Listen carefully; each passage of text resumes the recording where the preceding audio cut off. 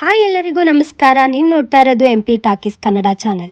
ನಾವಿವತ್ತು ದೇಸಿ ಮಸಾಲೆಗಳನ್ನ ಯೂಸ್ ಮಾಡಿ macaroni pasta ಹೇಗ್ ಮಾಡೋದು ಅಂತ ನೋಡೋಣ ಬನ್ನಿ. ಮೊದಲಿಗೆ ಪಾಸ್ತಾನ ಬೇಯಿಸ್ಕೊಳ್ಳೋದಕ್ಕೆ ಪ್ಯಾನ್ಗೆ ನೀರು ಆಡ್ ಮಾಡಿ ಅದಕ್ಕೆ ಸ್ವಲ್ಪ ಸಾಲ್ಟ್ ಮತ್ತೆ ಆಯಿಲ್ನ ಹಾಕೊಳ್ಬೇಕು. ಆಯಿಲ್ ಆಡ್ ಮಾಡೋದ್ರಿಂದ ಪಾಸ್ತಾ ಒಂದಕ್ಕೊಂದು ಸ್ಟಿಕ್ ಆಗೋದಿಲ್ಲ.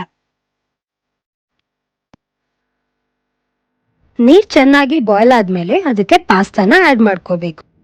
ಇಲ್ಲಿ ನಾನು 1 ಬೌಲ್ ವಾಟರ್ಗೆ ಹಾಫ್ ಬೌಲ್ ಪಾಸ್ತಾನ ತಗೊಂಡಿದ್ದೀನಿ.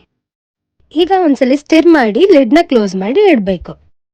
ನಾನಿಲ್ಲಿ ಹೆಲ್ದಿಯಾಗಿ ಇರಲಿ ಅಂತ ಮೈದಾಯಿಂದ ಮಾಡಿರೋ ಪಾಸ್ತಾನ ಯೂಸ್ ಮಾಡ್ತಿಲ್ಲ, ಸೂಜಿಯಿಂದ ಮಾಡಿರೋ ಪಾಸ್ತಾನ ಯೂಸ್ ಮಾಡ್ತಾ ಇದ್ದೀನಿ. 10 ಮಿನಿಟ್ಸ್ ಆದ್ಮೇಲೆ ಲಿಡ್ ಓಪನ್ ಮಾಡಿ ಪಾಸ್ತಾ ಬೆಂದಿದ್ಯಾ ಇಲ್ವಾ ಅಂತ ಚೆಕ್ ಮಾಡಬೇಕು. ಪಾಸ್ತಾ ಬೆಂದಿದ್ರೆ ಕೈಯಲ್ಲಿ ತಗೊಂಡು ಸ್ಕ್ವೀಸ್ ಮಾಡಿದಾಗ ಈಸಿಯಾಗಿ ಕಟ್ ಆಗ್ಬೇಕು.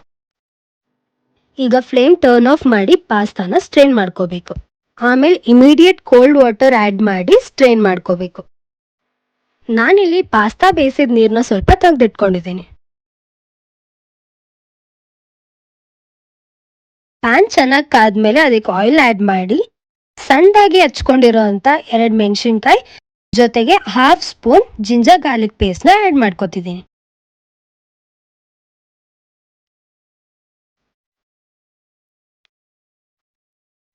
ಈಗ ಇದು ಸ್ವಲ್ಪ ಫ್ರೈ ಆದ್ಮೇಲೆ ಇದಕ್ಕೆ ಸಣ್ಣದಾಗಿ ಹಚ್ಕೊಂಡಿರೋ 1 ಮೀಡಿಯಂ ಸೈಜ್ ಆನಿಯನ್ನ ಆಡ್ ಮಾಡ್ಕೊತಾ ಇದ್ದೀನಿ. ನೆಕ್ಸ್ಟ್ ಇದಕ್ಕೆ ಸಣ್ಣದಾಗಿ ಹಚ್ಚಿರೋ ಕ್ಯಾರೆಟ್ ಮತ್ತೆ ಬೀನ್ಸ್ ನ ಆಡ್ ಮಾಡ್ಕೊತಾ ಇದ್ದೀನಿ. ಇದ್ರ ಜೊತೆಗೆ ನೀವು ಬೇಕು ಅಂದ್ರೆ ಬೇರೆ ತರಕಾರಿ ಕೂಡ ಆಡ್ ಮಾಡ್ಕೋಬಹುದು. ತರಕಾರಿ ಫ್ರೈ ಆದ್ಮೇಲೆ ಇದಕ್ಕೆ ನಾನು ಆನಿಯನ್ ಪೇಸ್ಟ್ ನ ಆಡ್ ಮಾಡ್ಕೊತಾ ಇದ್ದೀನಿ. ನಾನಿಲ್ಲಿ 2 ಮೀಡಿಯಂ ಸೈಜ್ ಆನಿಯನ್ ನ ತಗೊಂಡಿದ್ದೀನಿ.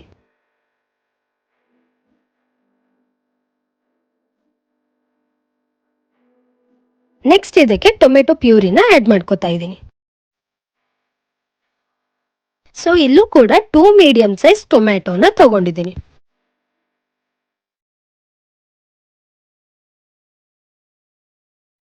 ಒಂದು 2 ಮಿನಿಟ್ಸ್ ಲಿಡ್ನ ಕ್ಲೋಸ್ ಮಾಡಿ ಇಡಬೇಕು. ಈಗ ನಮ್ಮ ಇಂಡಿಯನ್ ಕಿಚನ್ ಸ್ಪೈಸಸ್ನ ಆಡ್ ಮಾಡ್ಕೊಳ್ಳೋಣ.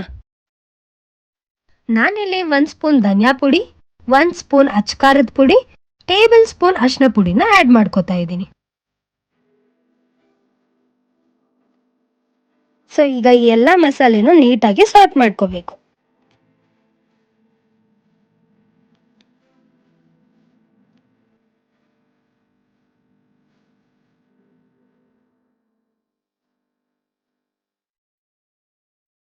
ರುಚಿಗೆ ತಕ್ಕಷ್ಟು ಉಪ್ಪು.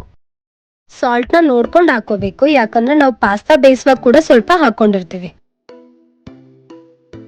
ಸಾಸಿ ಟೆಕ್ಸ್ಚರ್ ಬರೋದಕ್ಕೋಸ್ಕರ ಅವಾಗಲೇ ತೆಗೆದಿಟ್ಕೊಂಡಿದ್ದಂತ ಪಾಸ್ತಾ ನೀರನ್ನ ಆಡ್ ಮಾಡ್ಕೋತಾ ಇದ್ದೀನಿ.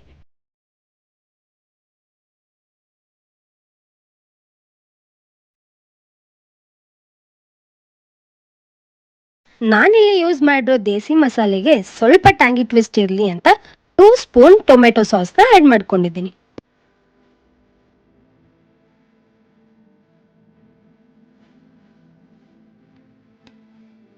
ಫೈನಲ್ ಆಗಿ ಈ ಮಸಾಲೆಗೆ ಇವಾಗ ಪಾಸ್ತಾನ ಆಡ್ ಮಾಡಿ ನೀಟಾಗಿ ಮಿಕ್ಸ್ ಮಾಡ್ಕೋಬೇಕು.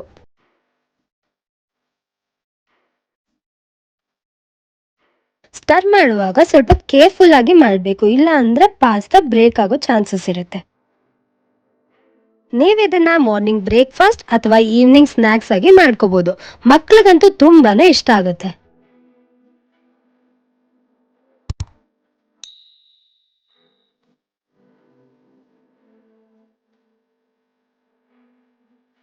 ಸೊ ಈಗ ನಮ್ಮ ಹೆಲ್ದಿ ಆದ ದೇಸಿ ಮಸಾಲಾ ಪಾಸ್ತಾ ರೆಡಿ ಇದೆ. ಸೊ ಇನ್ಯಾಕ್ ತಡ, ನಿಮಗೂ ಈ ರೆಸಿಪಿ ಇಷ್ಟ ಆಗಿದ್ರೆ ಕೂಡಲೇ ಟ್ರೈ ಮಾಡಿ ಟೇಸ್ಟ್ ಹೇಗಿತ್ತು ಅಂತ ಕಾಮೆಂಟ್ ಸೆಕ್ಷನ್ ಅಲ್ಲಿ ಕಾಮೆಂಟ್ ಮಾಡಿ.